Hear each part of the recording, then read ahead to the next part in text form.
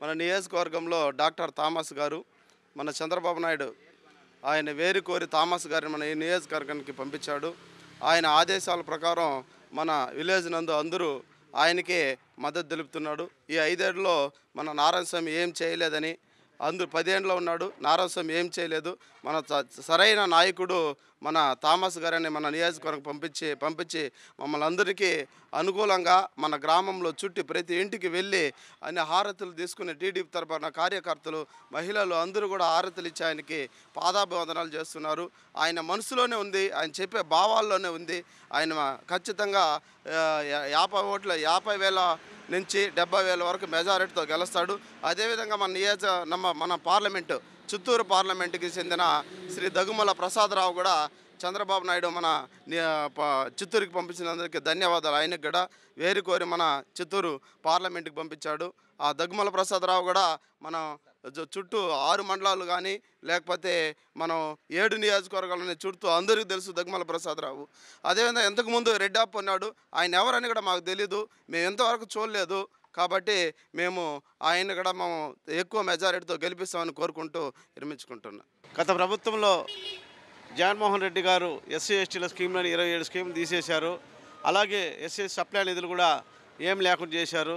SC corporation నా SC నా ST అంటూ మాకు ఉన్న నిధులు మొత్తం వేరే వాటికి మళ్ళీ చేశారు. అందువలన ఈసారి తెలుగుదేశం పార్టీని అత్యధిక మెజార్టీతో గెలిపించాలని, చంద్రబాబు నాయుడు గారిని సీఎం చేయాలని, ఇక్కడ దగ్గుమల్ల ప్రసాద్ గారిని ఎంపీ చేయాలని ఇక్కడ థామస్ అన్నను, అలాగే పుదలపట్టు మురళి అయితేమి, ఈ పార్లమెంటు ఎమ్మెల్యేలు అందరం కూడా మేమందరం కలిసికట్టుగా ఉండి ఈసారి అందరం గెలిపిస్తామని, చంద్రబాబు నాయుడు సీఎం చేస్తామని ఈ సందర్భంగా మేము తెలియజేస్తున్నాం.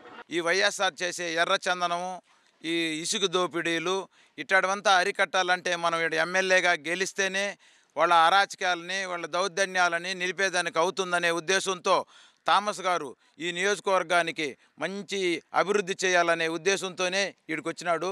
అతనికి అఖండ మెజారిటీతో 1,00,000 ఓట్లతో ఆయన గెలుస్తాడు.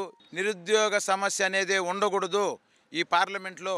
మనం నిరుద్యోగ సమస్య ఏం చేస్తే ఈ పార్లమెంటు మనకు బ్రహ్మాండంగా ఉంటుంది, వాళ్ళని ఎట్ట ఉద్యోగాలు తేవాలా, ఎట్ట కంపెనీలు తేవాలా, ఏం చేయాలా, ఏం చేస్తే బాగుంటుందనే ఉద్దేశంతో ఈ దగ్గుమల్ల ప్రసాదరావు గారు ఏడొచ్చి నిలబడినారు.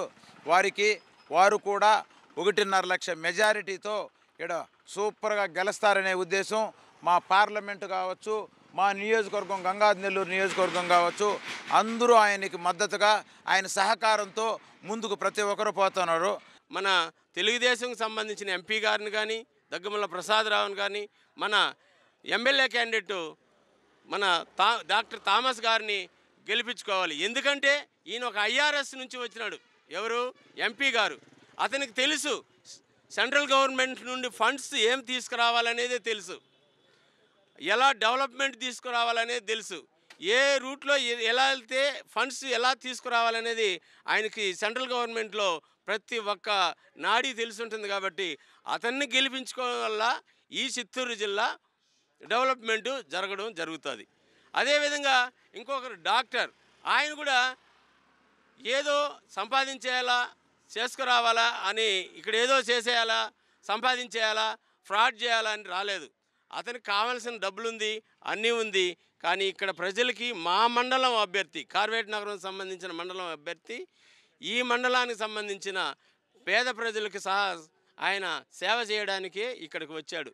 కాబట్టి మనము థామస్ గారిని గెలిపించుకోవాలా, అట్ సేమ్ టు మన ఎంపీ గారిని గెలిపించుకోవడం మా యొక్క మెయిన్ ఉద్దేశము.